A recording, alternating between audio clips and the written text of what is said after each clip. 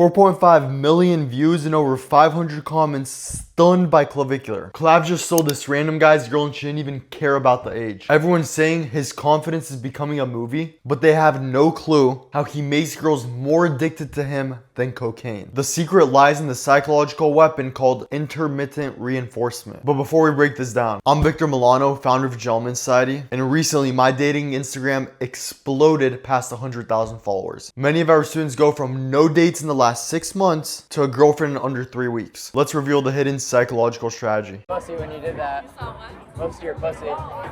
Hey, what's up? How's it going? Oh, you're Nate's girl again. Disgusting, but there's actually a psychological reason why this first girl isn't repulsed. Girls do not desire to be treated well. They desire to be treated how they see themselves. So if they view themselves in a negative light and you treat them good, they won't like you because there's a mismatch. Versus if they view themselves negative and you treat them negative, now they fall in love. By seeing this girl's outfit, it's obvious she's not confident. It's obvious she sleeps around. So her self-perception is being a hoe. So when he treats her that way, her attraction sparks because it confirms what she already believes. My recommendation is to treat girls good so you can attract good girls. It's that simple. The Miami 10 he was talking about. Clav. Oh, Sophia. Sophia. Where do you find you? Where do you find you? Mistake. I bet you didn't notice this, but did you see how long Clavicular held her hand? That part was good. The longer you wait to break the touch barrier, the more awkward it gets. So from the start, when you shake her hand, if you just hold it 1, 2, 3 seconds longer and then drop it right before it gets a little weird, romantic tension builds. So he does this really good. That being said, the girl's pulling his hand in and he's reaching out to her. This subconsciously places him in the chasing frame. I know you've seen that video of Donald Trump pulling in Putin's hand, and it's just a power move. That's all it is. When you have someone's hand closer to you, it's like they're submitting to you. So what would have been better here is to pull her hand in instead of being the one pulled in, and it would have framed him in a positive manner. That being said, don't get stuck with these power games. Just understand that if she's pulling your hand in, she's subconsciously viewing you as less than. The concept of framing is the most powerful tool in dating. I explain it in deep detail in the Gentleman Society, which I'll link at the top of the description and pin a comment with the link. Where did Nate find you? I don't know. You DM'd him or something? You from here? Okay, what part? Brickell? No, like Fort Lauderdale. What do? You work or? I do social media. Social media. What do you, OnlyFans? OnlyFans? Are you big on there? Social media means I just started like 2 months ago. I'm so sorry for you. I wish I met you 2 months ago. Aww. Yeah, don't worry about it. How much you make a month? Terrible. What he's doing here is called qualifier theory, and it's a powerful move if done properly and genuinely. Qualifier theory simply means that if there's something you dislike about the girl, you point it out, and the fact you point it out opens a loop that she jumps into. Translation, it makes her justify herself, hence prove herself to you. And if she's proving herself to you, she subconsciously assumes she likes you. Clav says, I wish I met you 2 months ago. This signals, I don't like what you're doing. I'm disqualifying you. And now the girl has an opportunity to say, no, well, I'm a good girl, blah, blah, blah. And if it's genuine, this move is powerful, but he's obviously not genuine and doesn't care. And here's the problem. If you disqualify her and then the next sentence, just like Clav, say, well, it's fine actually. I wish I met you 2 months ago, but don't worry about it, it's fine. Then there's 2 problems. Number 1, you don't even give her a chance to qualify herself, so the disqualification was pointless. The second problem, if it's something you genuinely really care about and you disqualify her, you better walk away. And here, he does not walk away, but continues flirting with her. There's a disqualification spectrum. No disqualification, completely disqualified, aka I'm not interested anymore, walking away, relationship over. And there's a center disqualification, which is things where you're unsure about, but also give her the opportunity to prove herself and have her attraction for you grow. I explain this in deep detail in the girlfriend formula, which I'll link top of the description and pin a comment with the link. But the psychology behind it is simple. Don't be scared to point out things that aren't a huge problem, but you don't like about the girl. For example, Rebecca, tell me how often you work out. Oh, well, I don't work out. You don't work out? Oh my gosh. Why is that? You see how that's a disqualifier? And it's genuine because I want a girl that works out, and it gives her an opportunity to prove herself. And if she proves herself, now she likes me. But emphasis on it's genuine and it's not a deal breaker. If it's a deal breaker, just walk away and don't deal with it. A month. How much do you make a month? Oh, I mean, I don't know, because my agency's like doing it like, They I don't just know. take all your money? Yeah. Maybe, I don't know. Yeah, that's the thing. Wait, how old are you? 20 years old.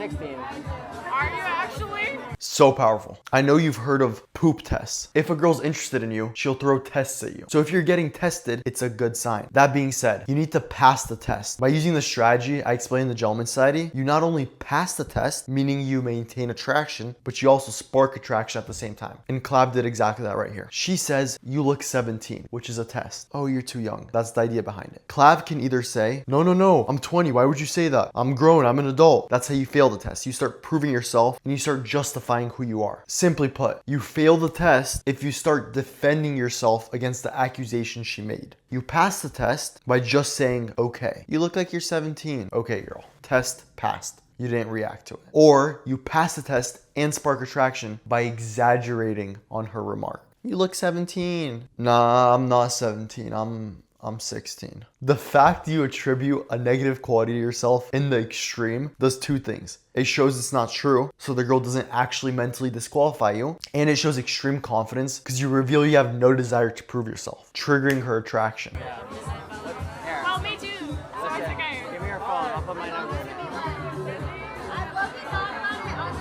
Powerful, but also an error. In sales, we call this the assumptive close. Instead of asking the person to buy your product, you assume they're buying it. And when you assume they're buying it, you focus their attention on the outcome you want, making it more likely they take that outcome. Alright, man, tell me, what would you prefer? Would you prefer to pay with credit card, Venmo, Zelle, so on? Notice how every one of those options includes the person paying and buying the product. That's the idea of the assumptive close. You assume the deal's already done, and it increases the odds they actually buy. Same thing in dating. When going for the number or asking her out, you assume she's already down. And assuming she's already down shows extreme confidence, number one, and it focuses her attention on the outcome you already want. Most guys say, can I get your number? Can I? Makes her think yes or no. If you place the option of no in her mind, she's that much more likely to take it. Clav says, give me your phone and I'll put in my number. There's no asking, simply assuming it's already done. But he does make an error. Let me ask you this. Imagine you have a potential customer and you want to sell them your product. Would you prefer them getting your number and having the chance to reach out to you, or you get their number, that way you can reach out to them? Which option gives you more control? If you give them your number, you also give them the opportunity to lose the number, to forget to reach out, to decide they're not feeling it. A billion things can pop up and the odds they contact you are slim to none. Versus you getting their number. The odds you contact them are 100%, making your odds 100 times more likely you actually make the sale because now you're in control. So Clav assumes the close, but he says, give me your phone, I'll put in my number. Always take the girl's number. Don't trust she'll remember to reach out. Don't trust she won't lose your number. And don't make her take the lead. She's the woman. You're the man. Let's do it.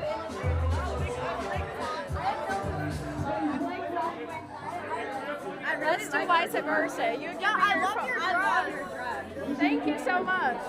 Last point, intermittent rewards theory. This is what casinos use to get you hooked. And it's a strategy that works extremely well on insecure girls. Insecure girls, oftentimes in the past, had dads that weren't too present, but sometimes came back. Real quick, here's how casinos use this theory. When you play the slot machine, you don't get a reward, a win, every 4 spins. You get a reward every 4 spins. Next time it's every 8 spins. Next time it's every 3 spins. And the fact it's random gets you hooked because you don't know when the outcome is coming that you desire, making the anticipation that much higher. What Clav did in this video was he gave her little bones, little rewards here and there. Oh, you look good, but you're an OnlyFans girl. But I guess I'll hold your hand a little longer. Reward, but actually not anymore. And that cycle of her not knowing when she's getting a reward hooks her. It makes her addicted to him because the anticipation grows. And the reason this works on insecure girls was because when they were younger and their dad would come home here and there, every time he'd come home at random points in time, the girl would get a low reward. And then during the rest of the time, she'd feel insecure. So he mirrors this in dating, which is overall a pretty repulsive strategy. And the reason I'm explaining it to you is because if you use it, it'll do you no good. You want a good girl, bro. You want a church girl. You want a girl that will take care of a family, a girl that won't cheat. And this strategy won't attract that type of girl. Let me make this clear. It works on everyone, but good girls are too confident and too secure to let you use it on them. The first moment you tell them something rude, like talk about their boobs or their butt, they're gonna instantly group you in with the type of guys they don't want, thus throwing you out and you won't win them over. So my recommendation is become a good guy, a man of noble character. Wait till marriage, bro.